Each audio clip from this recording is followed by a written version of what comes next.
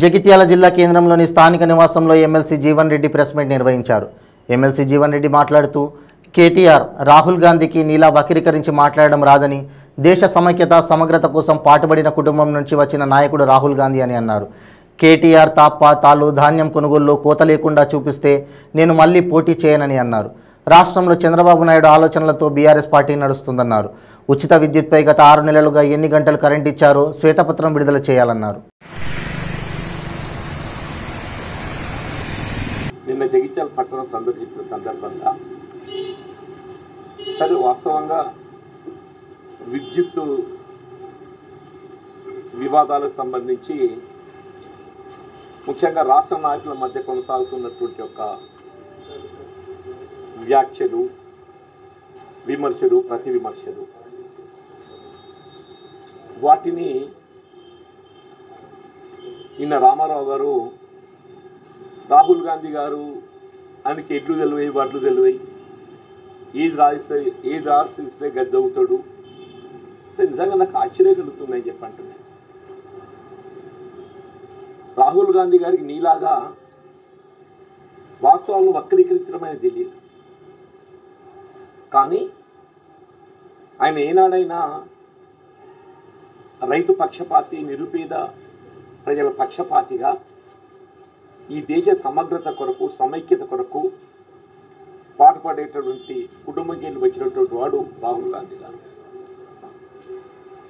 ఆనాడు 2006-7 మధ్యకాలంలో వాస్తవంగా ఆనాడు ఏదైతుందో రుణమాఫీకి సంబంధించి అప్పటి ఎన్నికల ప్రణాళికలో ఏ విధమైనటువంటి యొక్క వాగ్దానం చేయకున్నప్పటికీ కూడా రైతు సంక్షేమాన్ని కాంక్షించే వాడు కాబట్టే యావత్ దేశంలో రైతాంగాన్ని రుణ విముక్తులను చేయాలనేటువంటి ఒక భావనతోని ఏకమొత్తంగా ₹1,00,000 వరకు రుణమాఫీ చేయించినటువంటి ఒక ఘనత వీళ్ళ రాహుల్ గాంధీ గారిని చెప్పని మనం చేసుకోమని చెప్పండి. వాళ్ళు నువ్వేం చేసినవే? నువ్వు 2018 ఎన్నికల్లో ఏ రుణమాఫీ నెపంతో, ఏ రుణమాఫీ పేరు మీద ఎన్నికల్లో అధికారానికి వచ్చి వీళ్ళు 4.5 సంవత్సరాలు గడుస్తున్నప్పటికీ ఇప్పటికి కూడా రుణమాఫీ ప్రక్రియ అమలు పట్ల ఏదైతుందో నిర్దిష్టమైనటువంటి ఒక కార్యక్రమాన్ని అమలు చేయక దాటవేసే ధోరణి అవలంబిస్తున్నట్టు ఒక పార్టీ మీ పార్టీ. ఇదే ఉచిత విద్యుత్తుకు సంబంధించి కూడా చెప్పంటూ నేను వీళ్ళు ఏ ఉచిత విద్యుత్తును అంశంపై మనం చర్చిస్తున్నామో ఆనాడు 2004 ఎన్నికల సందర్భంగా ముఖ్యంగా తెలంగాణ ప్రాంత రైతాంగం, మెట్ట ప్రాంత రైతాంగం, ఎగువ ప్రాంత రైతాంగం, అదే సీమాంధ్ర ఆంధ్ర ప్రాంతానికి గ్రావిటీ ద్వారా, కాలువల ద్వారా నీరు సౌకర్యం పొందే అవకాశం ఉండి తెలంగాణ ప్రాంతం విద్యుత్ మోటార్లపై అధికంగా ఆధారపడి ఉన్న పరిస్థితులలో ఉచిత విద్యుత్ కార్యక్రమాన్ని దేశంలో ఇక్కడ లేని విధంగా చెప్పంటున్నాయి. దేశంలో ఇక్కడ లేని విధంగా మొట్టమొదటిసారిగా ఉమ్మడి ఆంధ్రప్రదేశ్ రాష్ట్రంలో అమలు చేతల్లో పెట్టింది కాంగ్రెస్ పార్టీ. వీళ్ళ రాహుల్ గాంధీ గారి ఆధ్వర్యంలో చెప్పిన మనం చేసుకుని చెప్పంటున్నాయి. వీళ్ళ రాహుల్ గాంధీ గారు ఏ ఉచిత విద్యుత్ కార్యక్రమాన్ని అమలు చేతల్లో పెట్టడం జరిగిందో అన్న నువ్వు ఎక్కడున్నవే రామారావు? బతుకు తెరువు కోసం ఏదైతుందో నువ్వు అమెరికాలో స్థిరపడ్డావు అని చెప్పి అంటున్నాను. నీ బతుకు తెరువు కొరకు అని చెప్పి అంటున్నాను. నీకు అన్నాడు కనీసం ఏదైతుందో ఉచిత విద్యుత్ అనే అంశం పట్ల నీకు అవగాహన కలిగి ఉన్నావే నువ్వు అన్నాడు.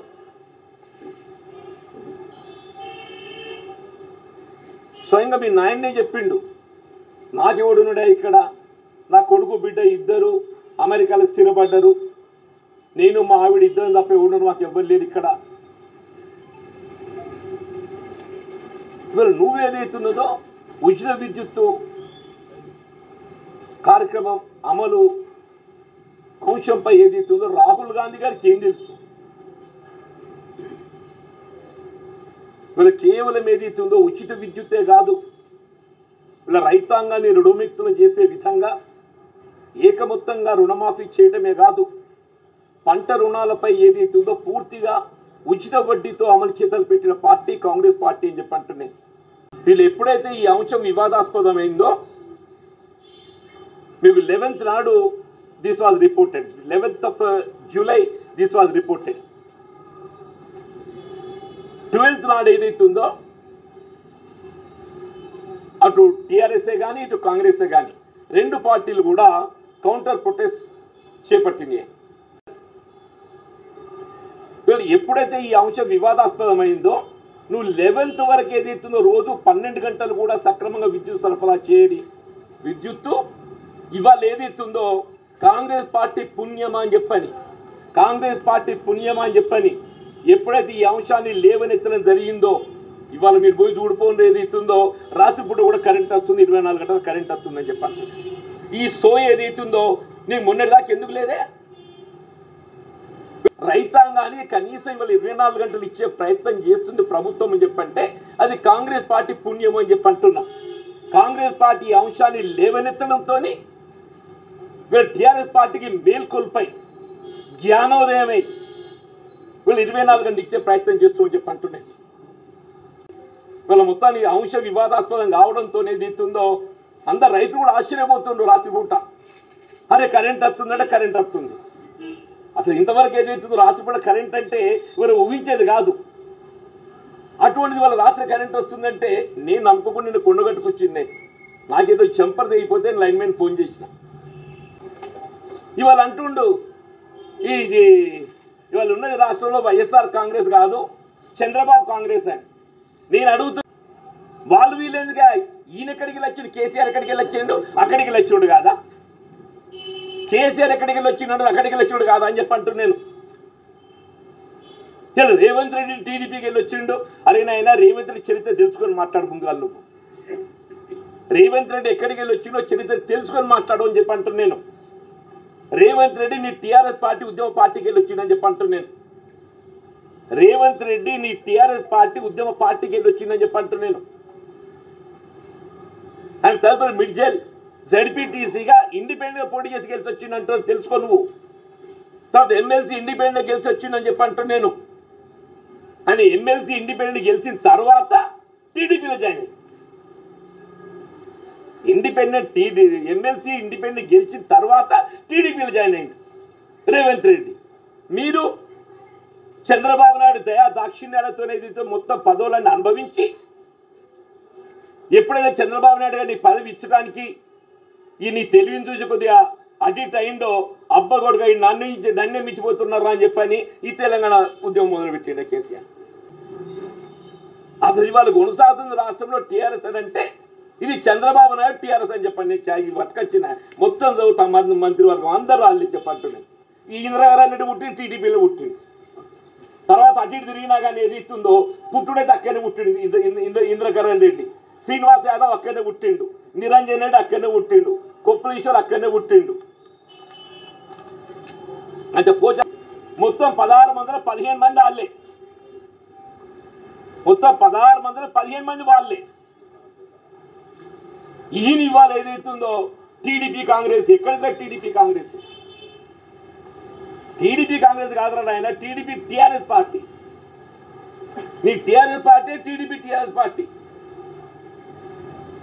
అవకాశవాదాన్ని మారుపేరు ఇదేనా నీ పాలన? కొద్దిగా నీ సోయి ఉండదు మంత్రి అయినప్పుడు. అన్ని శాఖలకు నువ్వే అధిపతి కదనే. అన్ని శాఖలకు నువ్వే అధిపతి అయినప్పుడు ఏదైతుందో రాష్ట్రంలో ఏ విధంగా రైతు దగా చేయబడుతున్నాడు, ఏ విధంగా ఏదైతుందో అసలు తూకం నెపంతో ఏదైతుందో రైతాంగాన్ని నష్టం చేస్తుండో నువ్వు దాన్ని అరికట్టే బాధ్యత నీ మీద లేదానే? ఇక్కడ రుణమాఫీ అమలు చేపించిన బాధ్యత నీ మీద లేదానే? వడ్డీ మాఫీ అమలు చేపించిన బాధ్యత నీ మీద లేదానే? నా మేలు ఆయన ఊరాలి కదనే. ఇద్దరం పంచాయతీ పెట్టుకున్నాక వేరు విషయం అది. ఇద్దరు మోడీ కేసీఆర్ భాయ్ అన్నప్పుడు ఏదైతుందో, ఇద్దరు అనుకున్నప్పుడు ఏదైతున్నదో నీ కాళేశ్వరం ప్రాజెక్ట్ జాతీయ ప్రాజెక్ట్ ఎందుకు కాలేదే? నీ ఎన్టీపీసీ ఎందుకు అమలు కాలేదే? నీ చేతకాలి తనం కాదా? మీ రాష్ట్ర పునర్విభజన చట్టం ఏదైతుందో ఎందుకు అమలు చేసుకోలేకపోయాను? ఇవాళ మాట్లాడుతున్నాం బయ్యారు ఉక్కు ఫ్యాక్టరీ అని చెప్పని. ఆనాడు నీ సో ఎక్కడ పోయింది ఆ బయ్యారు ఉక్కు ఫ్యాక్టరీ? వల్ల టీఆర్ఎస్ పార్టీ చంద్రబాబు నాయుడు వారసత్వ పార్టీ అని చెప్పని పుస్తకం అంతా ఉదాహరణ చెప్పి నేను ఆయన క్యాబినెట్లో ఉన్న దానిలో ఏదైతుందో 90% of his cabinet colleagues are from TDP. 90% of his cabinet colleagues. ఇంతకనుక నేను ఏం చెప్పాలి? చంద్రబాబు నాయుడు డైరెక్షన్తోనే టీఆర్ఎస్ నడుస్తుంది.